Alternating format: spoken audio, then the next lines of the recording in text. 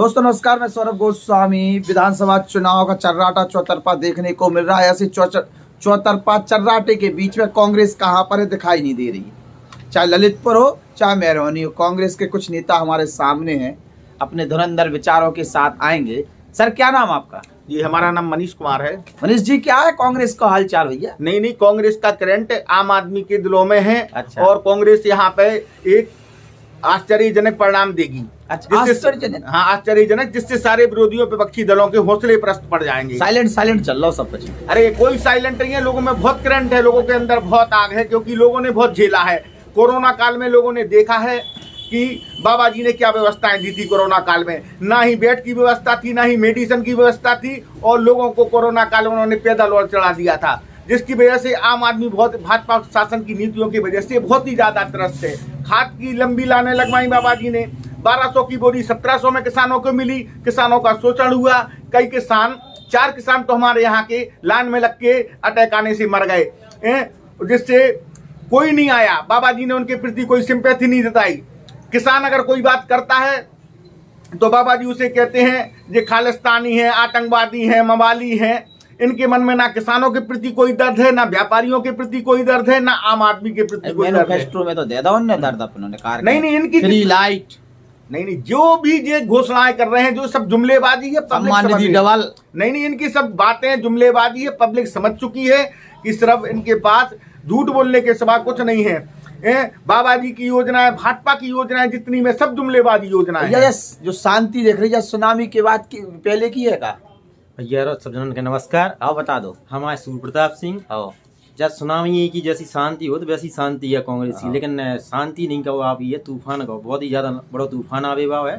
और सब प्रत्याशी इनके और एक आश्चर्यजनक माहौल और परिणाम देख भी मिले। जाति का समीकरण कैसे दिख रहा है? ललितपुर में लोधी जी, खाबरी जी उतार रहे, मेहरौनी में कांग्रेस पार्टी सभी धर्मों और जाति की पार्टी है। हम लोग चुनाव देखकर ना प्रत्याशी घोषित करते हैं ना उससे पूर्व। हमारे पूर्व में जिलाध्यक्ष थे बलवंत सिंह राजपूत जी थे, और ये राजपूत केवल चुनाव के लिए नहीं, अब जब जैसे हर पार्टी कर रही है कि भैया आज चुनाव है तो इन्हें राजपूत जी के जिलाध्यक्ष बना दो, इन्हें वो बना दो, इन्हें वो बना दो।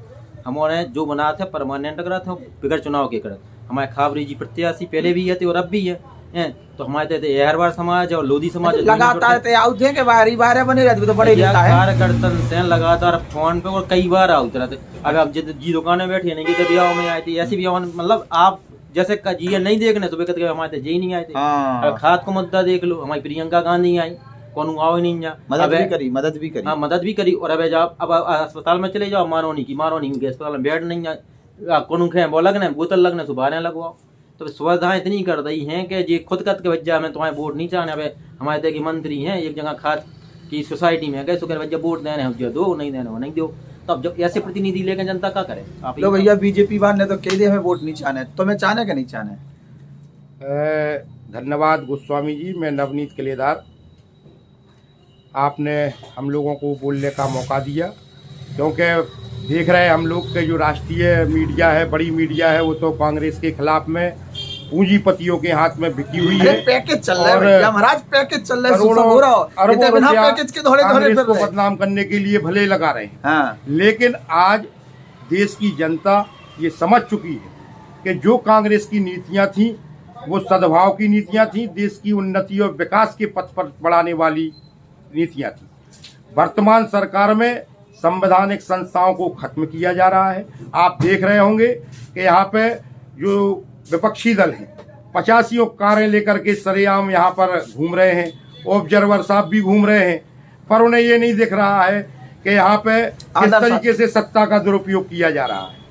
कैसे हम माने कि ये निष्पक्ष? ये बात तो जरूरी है कि चाहे मेहरौनी हो चाहे ललितपुर, आदर्श आचार संहिता जिस प्रकार से लागू है उसका पालन नहीं करा पा रहे। जो ऑब्जर्वर घूम रहे, आज तो पठा में हमारे सामने की घटना है कि उते होर्डिंग्स लगी थी, सामने बॉल पेल्टिंग है, हमारे के सामने ऑब्जर्वर निकले, हमारी गाड़ी रोक दी गई, के बाद उन्हें हमें देखे, नमस्कार कर आगे बढ़ गए, लेकिन बात चीज उन्हें दिखाई नहीं दी जो हमें दिखाई दी। वही हम आपको ये बताने का प्रयास कर रहे हैं कि ये संवैधानिक संस्थाओं पे भी ये मोदी सरकार चोट कर रही है। योगी जी ने तो रिकॉर्ड ही तोड़ दो। लोकतंत्र में कर्मचारी को अपनी बात रखने का मौका नहीं दिया जा रहा। आज शिक्षा मित्र, आंगनबाड़ी, रसोइया जो भी गए लाठियां मार मार के भगाए गए होते थे, लठियां मार मार के। बिल्कुल लाठी मार के उनको आज कई सैकड़ों शिक्षा मित्र लाठी मार के खदेड़ा करता उनको, अब जनता खदेड़ा कर रही इनको। बिल्कुल उनके तानाशाही पूर्ण रवैया था।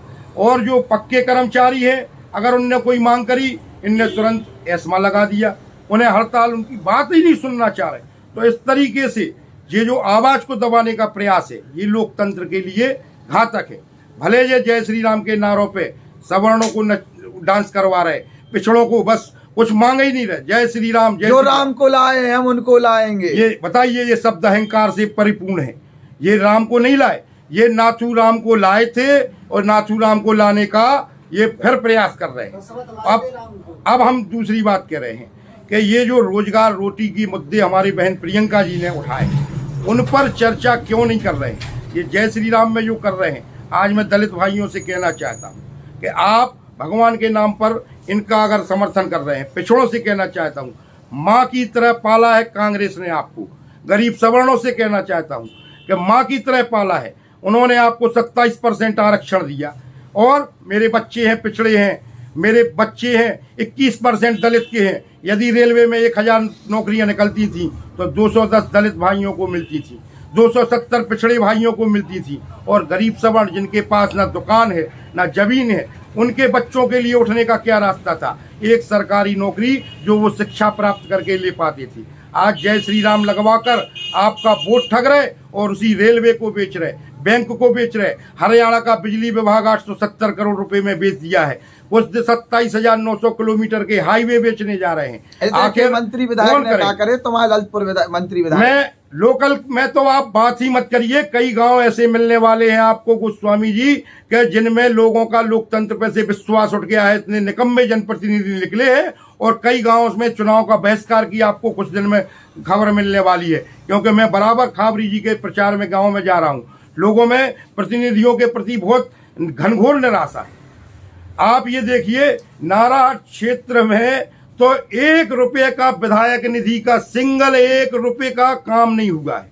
नारायण की इतनी पुरानी मांग है कि यहाँ उसको तहसील बनाया जाए। मथुरा प्रसाद जी राठौर थे, मैं भी उस समय स्कूल कॉलेज का स्टूडेंट था, उस समय से मांग करता आ रहा हूँ। तहसील तो अब तहसील बन गई, नगर पंचायत की बात करी जाए तो ठीक है। मैं आपसे वही कहना चाह रहा हूँ। उसको बाद ये हुआ कि तहसील अगर मड़ावरा बन गई और पाली बन गई है तो इसकी क्षेत्र के विकास के लिए कैसे बढ़े जाए। तो कहा कि ब्लॉक बना दिया जाए अथवा ऐसे नगर पंचायत बना दिया जाए। बताइए, 10,000 की 20,000 15,000 की आबादी है, 7-8 हज़ार की वोटिंग है, इतनी बड़ी को आप नगर पंचायत बनाए, क्या बजट आता होगा? कैसे उस क्षेत्र का विकास होगा? तो ये सब मुद्दे हैं, इन पर विधानसभा में बोलना चाहिए। 4 लाख करोड़ का बजट आता है। जो अपने 2 विधायक हैं ने केवल रामरतन कुशवाहा ने एक प्रश्न पूछे 5 साल में, वो भी 13 फाटक के रोड किलाए। ललितपुर में 2 सड़कें ऐसी हैं जो एक बस स्टैंड से है जो जात मध्य प्रदेश की लाइन लगी और एक ITI की, जिनके मालिक नंजा धनी पतो नंजा के कौन सी विभाग की वे बन नहीं पाई। तो अगर विधायक को 5 साल में एक प्रश्न पूछो कि समझ में आई कि एक ही समस्या बाकी समस्या नहीं, और मंत्री जी को तो पता ही नहीं। आपको एक बात बताएं, ललितपुर की बर्बादी एक और करने जा रही। नौजवानों आप सुन लो, व्यापारियों आप सुन लो, ललितपुर में भारतीय जनता पार्टी एक जेल बनाने जा रही है और उत्तर प्रदेश की सबसे हाईटेक जेल बनाने जा रही है। यहाँ पे जेल मंत्री साहब आए थे। मैं व्यापार मंडल का भी नगर अध्यक्ष हूँ और मैं अपने कुछ व्यापारी साथियों के साथ जेल मंत्री जय कुमार जैकी जी के पास ज्ञापन देने गया था। उसका विरोध किया।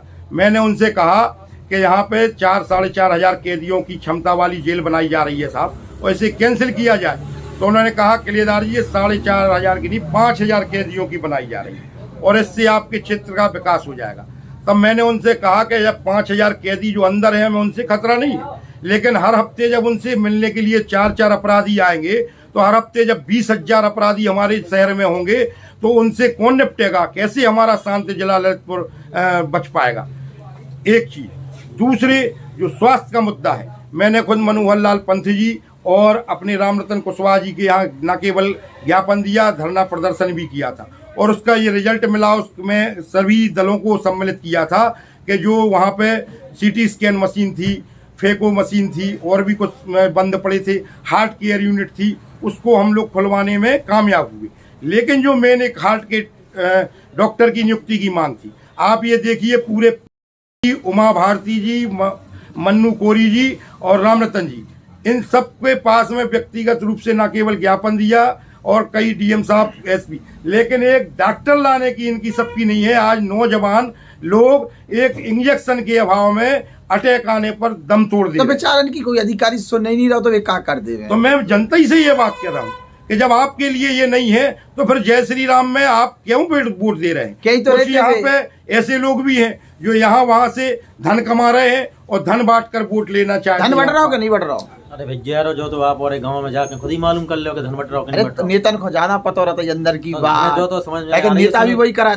सुनने में आ रही है कि दूसरी दलन के खूब धन बांट रहे हैं और आचार संहिता को इतना अच्छा उल्लंघन कर रहे हैं कि संग संग प्रशासन चल रहा है, संग संग दूसरी जनता, दूसरे दल की नेता चल रहे। विपक्ष के नेता के लाए, विपक्ष की नेता के लाने भैया जैसे हमारे हैं कांग्रेस वाले के लाने तो अनुमति ही नहीं दे रहे। उन्होंने जब मांगे भी जाओ उसको कहते भैया इतनी कम गाड़ी इनकी अनुमति। क्या स्थिति देख रही? फाइट वाइट में हो के गायब हो? भैया फाइट में नहीं, आप जो कहो कि जीत रहे हैं। अच्छा, ऐसे आश्चर्यजनक परिणाम निकले हुए हैं कि सब जने चारों खाने चित्त हुए हैं। चार ही खाने चित्त हुए हैं। क्या चित्त तो नहीं हो रहे? नहीं, बिल्कुल हम इनकी बात से पूरी तरह से सहमत हैं। हमने जैसे पहले भी आपसे कहा था कि जनता में इनकी नीतियों के प्रति बहुत ही ज्यादा आक्रोश है। जनता ने बहुत झेला है, लेकिन शासन सत्ता के दबाव में जनता बोल नहीं रही है। लेकिन जनता में इतना करंट है कि आप देख रहे हैं इनके मंत्री विधायकों को यहाँ से भगाया जा रहा है, खदेड़ा हो रहा है। जैसे भी अभी हमारे बड़े भाई ने बात रखी है कि नारायण क्षेत्र में पूरा 50 किलोमीटर की दूरी पर रोड पे गड्ढा, इतने गड्ढे हैं कि 28 किलोमीटर का सफर 3 घंटे में पूरा होता है। तो वहाँ के लोगों ने बराबर आंदोलन कर रहे हैं, लेकिन 5 साल में स्थिति जस की तस है। उनकी जिम्मेदार भी सपा को ठहरा रहे कि सपा ने करा हो तो सुनिए। इनके लिए तो हर चीज के लिए सपा को, नेहरू जी के, इनके पास कुछ नहीं है। बस हिंदू मुसलमान के सिवाय इनके पास कुछ नहीं है बोलने के लिए। ना इनके पास युवाओं के लिए कुछ बोलने के लिए है कि युवा कितने, आप देख रहे हैं कि कितने युवा बेरोजगार हो गए हैं जिन्हें कांग्रेस पार्टी ने गरीबी रेखा से ऊपर उठाया था 23 करोड़ लोगों के लिए। आज इनने उससे ज्यादा माने नीचे पहुंच गए हैं। मेहरौनी की कुछ विशेष समस्या हो तो बता दो जो नहीं करा पाए हो। मेहरौनी के में बहुत समस्या। एक तो एजुकेशन के मामले में मेहरौनी सबसे नील है। दूसरे स्वास्थ्य के मामले में, स्वास्थ्य व्यवस्थाएं आप देख के आइए, कभी नसबंदी हुई तो बाहर लटा दिया ऑक्सीजन प्लांट तो लगा। अरे काय को आप देखना, अभी कोरोना, अभी चुनाव चल रहा है तो कोरोना कुछ नहीं, जैसे ही चुनाव बढ़ेगा उसके बाद कोरोना बढ़ेगा। आप देखना यहाँ ऑक्सीजन की सप्लाई नहीं कर पाएंगे। इनकी सारी व्यवस्थाएं जुमलेबाजी हैं। अगर हम तो कह रहे हैं जैसे ऑक्सीजन प्लांट में भी बहुत बड़ा स्कैम है। अगर इसकी सही कायदे से जांच की जाए तो सबका दूध का दूध। बड़े बड़े पुल तो बनवा दे जितना पानी भर जाता तो पहले। अरे नहीं, सभी योजनाएं कांग्रेस के जमाने से प्रोजेक्ट पास किए हुए थे। अच्छा। कांग्रेस ने कभी भी माने हमेशा निष्पक्ष काम से चलो मान लो काम तो होगा, चाहे कांग्रेस ने करा हो चाहे तय करे, लेकिन पुल तो बनवा दे सरकार ने। सब परियोजना जैसे रेल की परियोजना है कि यहाँ से बरारी से लेके सागर रेलवे लाइन का प्रोजेक्ट है, कांग्रेस ने पास किया। आपने देखा ललितपुर से लेके खजुराहो रेलवे लाइन का प्रोजेक्ट कांग्रेस ने पास किया। तो जो भी ये परियोजनाएं हैं, ये पुल की ये पहले से परियोजनाएं पास थे, ये प्रोजेक्ट है। सिर्फ इनने सब कहा है कि निर्माण कराया है, लेकिन कांग्रेस ये तो इनका एक प्रचार तंत्र है, ये प्रचार कर रहे हैं। बाकी इन्होंने, आप देख सकते हैं कि 5 साल में इन्होंने कुछ नहीं किया, सिर्फ जुमलेबाजी। 10 तारीख को का होगा, फिर 10 तारीख को ऐसा धमाका होगा तो इनकी होश पाकता हो जाएंगे। जब ये जुमलेबाजी में है, जो इनके सब जुमलेबाजी बाबाजी मठ में जाएंगे, और जितने हैं जब इनके ये सब जितने बाबाजी के हैं सब लोग अपने अपने घर में। लोग अकेले मन्नू कोरी को जिम्मेदार समझत, इनके संग कई ऐसे दल बदलू नेता घूम रहे, कई ठेकेदार माफिया घूम रहे, उनकी चर्चा ही नहीं करना, उनकी कोई जिम्मेदारी, सब मन्नू कोरी की जिम्मेदारी है। देखो, जनप्रतिनिधि की जनता के प्रति जवाबदेही है, क्योंकि जनता जो मलाई छान रहे भाई जो दल बदलू है में तो हर पार्टी में देखेंगे, लेकिन जनप्रतिनिधि की जनता के प्रति जवाबदेही है, क्योंकि जनता ने उनमें बड़े विश्वास करके विकास के नाम पे वोट दिया था। और आज आपने 5 साल से जनता के साथ जुमलेबाजी की। जहां जनता को जनप्रतिनिधि की जरूरत महसूस हुई, आपने उसका साथ नहीं दिया। खाद की लाइन लगी, जनता ठुकी पिटी, पुलिस की लाठियां खाई जनता ने, जनता मर भी गई, लेकिन आप जनता के पास नहीं गए। आपने जनता को बेतुके जवाब दिए कि नहीं आप कर लेंगे, हमें वोट देना हो दो, ना देना हो ना दो। तो आपकी जिम्मेदारी बनती है, आप अपनी जिम्मेदारी से भागे। आज जनता आपको रिजल्ट देगी इसका। भैया ललितपुर में कछु हुए भाव है कि नहीं हुए भाव है? ललितपुर में कांग्रेस मजबूती के साथ लड़ रही है। हमारे दोनों कैंडिडेट बलवंत सिंह राजपूत जी और ब्रजलाल खाबरी जी एक योग्य प्रत्याशी है और आम जनता के प्रत्याशी हैं। एक शिक्षित है, खाबरी जी तो 2 बार MP रहे, प्रशासनिक अनुभव है और उनका काम करने की एक अलग करके आए हैं। और आपने देखा होगा कि पूरी कांग्रेस ने हर मुद्दे पे, चाहे लोकल हो चाहे राष्ट्रीय हमें प्रोग्राम मिले हों, सड़कों पर आकर पे, महंगाई पे, लोकल के मुद्दे पे बलवंत जी के नेतृत्व में हम सब ने काम किया है। आज बड़े पैमाने पर राजपूत समाज को कांग्रेस ने वहाँ सम्मान विधायक राम रतन कुशवाहा के नेतृत्व में 5 साल निकल गए ललितपुर के विकास में। पूर्व विधायक रामेश कुशवाहा भी मैदान में हैं। सुनवे में आई कि 2 रिश्तेदार आए और 2 एक दूसरे के खिलाफ में चुनावी मैदान में हैं। उनको आत्मा परिवर्तन होगा तो वे कई पार्टी के चक्कर काटे, अब सपा ने टिकट दे दी। कछु बोलो। रमेश कुशवाहा जी का अपना व्यक्तित्व है और राम रतन जी का अपना है, लेकिन हम ये कहेंगे कि काम किसी ने नहीं, काम की उन्नति किसी की पार्टी न सपा के। रमेश कुशवाहा तो वोट पुराने काम को मान रहे हैं, काम कैसे वोट मांग रहे हैं? पुराने काम की जगह वोट मांग रहे हैं। देखिए, कैंडिडेट एक पूर्व विधायक की एक डिग्री अगर लग जाए तो कैंडिडेट टिकट मांगने में एक आसानी हो जाती है, तो टिकट तो मिल जाती है, लेकिन जनता तुलना करती है कि कहीं कुछ इन्होंने काम किया है नहीं किया है। और मुझे विश्वास है कि लोग विकास के नाम पर वोट देंगे। मैं फिर कहता हूँ कि धर्म पर सरकार बनी तो भाजपा की बनेगी, तो जातिवाद पे बनी तो सपा बसपा में से बनेगी, और विकास पर बनी तो कांग्रेस की, विकास पे बनी तो कांग्रेस की बने। नमस्कार सभी के लिए बहुत बहुत धन्यवाद। हमारे YouTube channel the Bundelkhand post को सब्सक्राइब करें।